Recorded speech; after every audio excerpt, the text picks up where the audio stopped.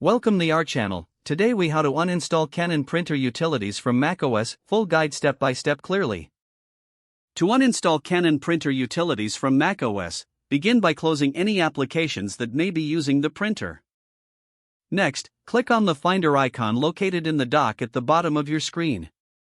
Once in Finder, navigate to the Applications folder on the left sidebar.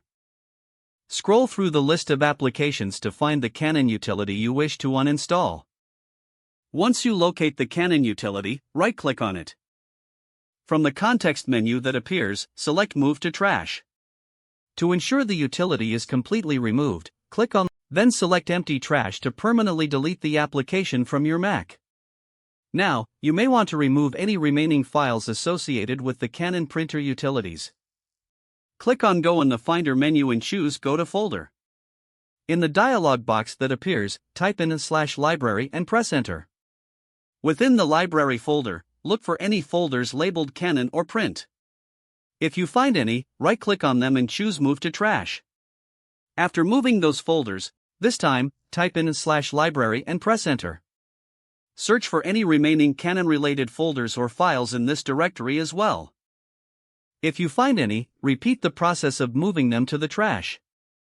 Once you have removed all associated files, click on the Finder menu again.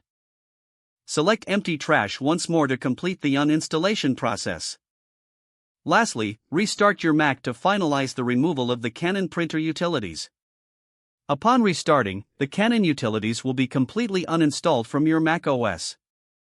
If the page does not load, refresh the browser or try again in a private or incognito window.